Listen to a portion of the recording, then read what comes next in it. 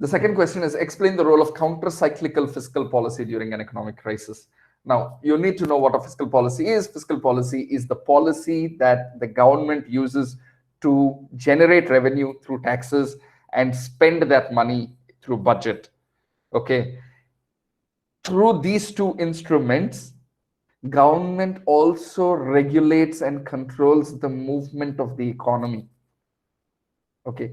By taxing and by spending, it ensures that the economy is stable. Now, how do you do that? Well, in an inflationary scenario, when there is a boom and prices are going high, government is going to tax heavily so that it mops up, it sucks, it absorbs the liquidity that is there in the system. Inflation is nothing but high liquidity in the system, so yeah, because you guys have given prelims and mains, I assume you know what inflation is. So what happens is government is able to use taxation to suck some of that money, because it's going to take it and it's going to retain it, and it's not going to spend it. See, if it takes and everything, if it spends, then what's the point? It's going to go back and inflation is going to continue. But what happens during inflation is, or what can happen is, through fiscal policy is basically taxation and expenditure of the government, taxation, revenue of the government. You take it, and what you do, actually every year, government has a deficit. Deficit means it spends more than it makes. It makes 100 rupees, it spends 105 rupees. That year, when there is an inflation, what it will do is, it will take 100 rupees, but it will spend only 99 rupees, say. Why? Because the previous year, there is 105 rupees, no? I will pay off the 1 rupee for that, because there is a debt there. The government has debt. So I'm going to pay off those deficits that I've created in the last 10 years. By doing that, I'm going to ensure that lesser money is going to come back into the system. I'm taking the money, but not spending.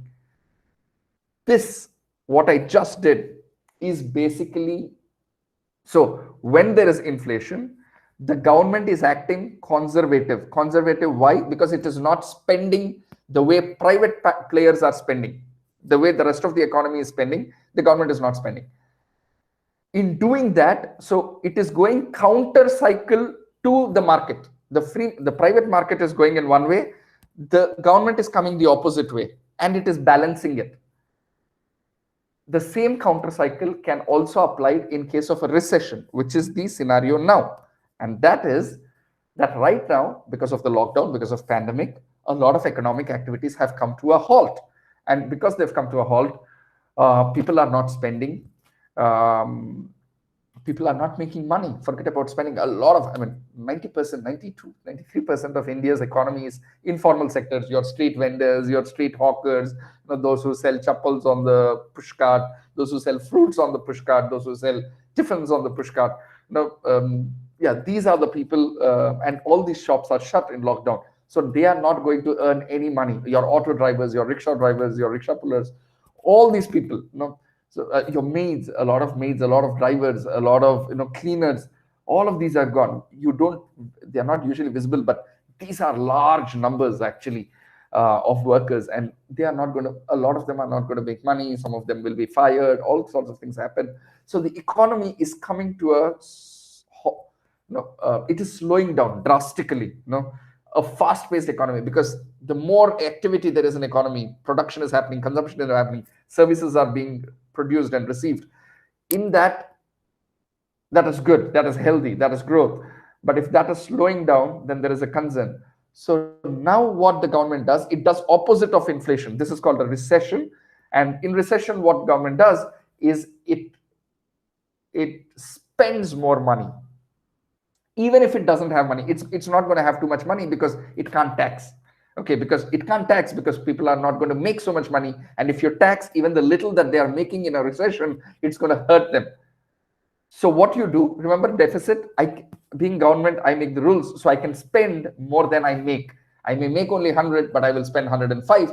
Usually this year, because of recession, I will spend 110. I'll spend it. I do it through operations called debts. There are open market debts. There are Now that goes into monetary policy. How can I spend more than I take? Monetary policy gets involved, and I'm able to do that. But for this answer, you just have to know that a counter-cyclical fiscal policy. Explain the role of counter-cyclical fiscal policy during an economic crisis. I said a counter-cyclical fiscal policy refers to a strategy by the government to counter the boom, the inflation, or recession through fiscal measures. It stabilizes the business cycle by being contractionary. So when the market is expanding, the government is contractionary, and when the market is in bad times, when it's contracting, the government infuses money. So because it is doing the opposite of what the market is doing, it brings us stability. I'll show it to you. Look at this graph clearly. The blue line in the center is actually the market. Okay, and market always has cycles. There is inflation, there is a boom, then there is a fall. 2008 is a classic case of recession. 8, even 11, we had a recession. Yeah, so that is a fall. 5 to 8, 4, 5, 6, 7, 8, great boom. MNREGA, government was spending huge money. People were getting money. India boomed at that time. So there is a boom, there is a bust, or there is what is called a recession. Now that is the blue line. Now some governments, what they do is when people are making a lot of money, they think that is a good time to tax them. So they go ahead and then they tax people when they are making money. But then the problem is, if you're going to tax people more, they're going to spend more instead of taxing, the government also starts spending because it imagines it can get money anyways. Because people are making money, taxes are coming, so we'll start spending more. But at that time, ideally, you shouldn't spend more. You should just, at that time, just cover your deficit, clear your loans. Instead, if you start spending more, you see that blue one, that means you are following the same trajectory that the market is. The market is also consuming and producing more. You are also consuming and producing more as a government. What happens is the economy will, that boom cycle which is there, it will further inflate, and you will have that red line, which is not good. Actually, so much inflation is not good because the value of the currency is gone. For those of you who know the meaning of inflation, what is worse, eventually that cycle will come down, and when it comes down, you're going to have a very severe dip. That dip is going to hurt very badly. Instead, the ideal, which this government proposes through the Economic Survey of India, it did it in 17 also. It has been proposed way back in 1930s. J.M. Keynes, a Cambridge professor in economics, proposed this idea. He basically says it is best if governments, when the market is booming, the government should be contractionary, government spending should reduce, and when the people don't have the courage to invest and to spend and to consume, the government should come and start spending. Because when the government starts spending, when it starts taking up big projects, dams, roads, airports, ports, when the government starts taking these big projects and starts spending, money will come into the system. It's going to hire people, it's going to give contracts, it's going to start billing, and in all of that, money is going to come back. Because money is coming to people's hands, demand is going to raise. Because demand is going to raise, the private players are going to produce, and that is how you keep the heat, keep the ball rolling. So that way it is good. So you see that green line, that is what would have been blue. By following a counter-cyclical fiscal policy, you are reducing the inflation, you are also reducing the recession. So you're stabilizing the economy. Now look at the word. It's the first introductory para. Look at it, stabilizes the business cycle by being contractionary in good times and expansionary in bad times. I hope you got the gist of that intro. And then, like all things, always in your body, you will tell what it means. What is fiscal policy and why in economic crisis. Also, always remember in GS, try, in history it won't happen, but almost in all subjects, there will be some reason why that question is being asked. If you know the current affairs relation to that question, always mention it. For instance, in this case, in the concluding para, I mentioned, as illustrated in the diagram below, given the recessionary forces brought about as a consequence of COVID pandemic and its subsequent lockdown, national governments across the world, including India, are adopting counter-cyclical fiscal policy. Now, why did I say the world and not just India? It's because The question doesn't say explain the role of counter-cyclical fiscal policy during an economic crisis in India. It doesn't say that. It just says, it's an open question.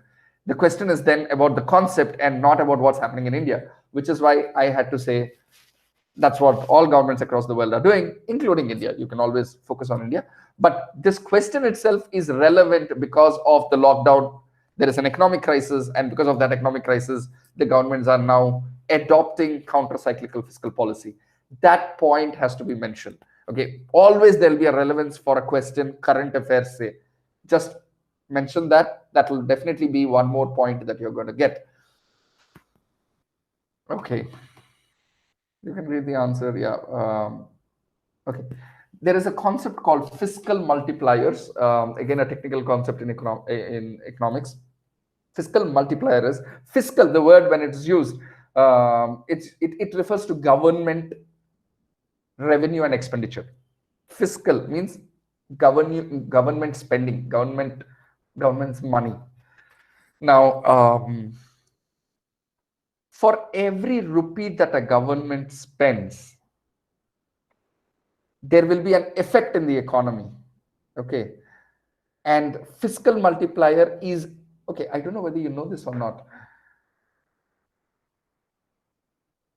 When we say our GDP is worth this much, okay, so many $1 billion, say it is, say it's $1 trillion. Now, that doesn't mean we have $1 trillion rupees cash. That's not how it works. What happens is there will only be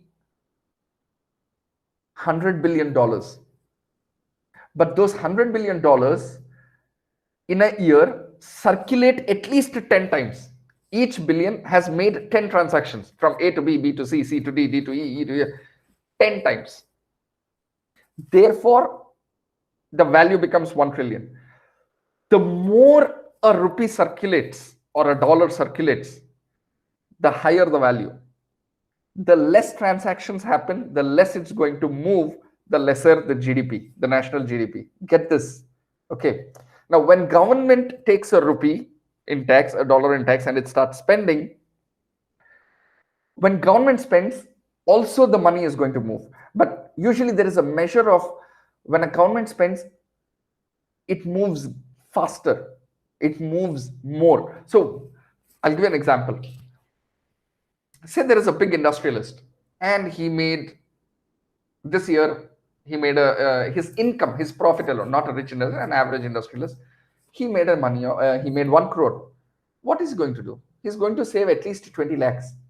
Okay. So money in the pocket of an industrialist is not going to rotate as much as, say, money in the pocket of a worker or a farmer who is not going to save much.